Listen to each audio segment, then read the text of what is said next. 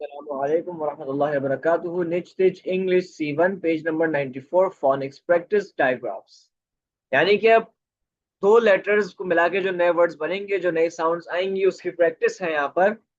آئیے دیکھیے پہلے ڈبل ای کا جو ساؤنڈ آئے گا وہ ای کر کے ہی آئے گا. آئیے دیکھیے tree, fat, be, green, well, sweet, پیل، deep, shape, queen.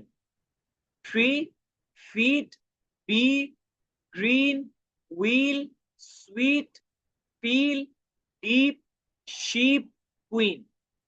Double او کا ایک ساؤنڈ آتا ہے او کر کے. بک، ہوک، کوک، لک، ٹک، فٹ، شک، stood, Brook, would. Book, ہوک، coke, look, tick, fit, شک، اسٹڈ، بروک، وڈ. آگے ڈبل او کا ساؤنڈ آتا ہے او کر کے. مون، روم، بروم، spoon, known, to, pool, school, roof, food. Moon, room, بروم، spoon, known, to, pool, school, roof, food. امید ہے آپ لوگوں کو یہ سب سمجھ میں آ گیا ہوگا.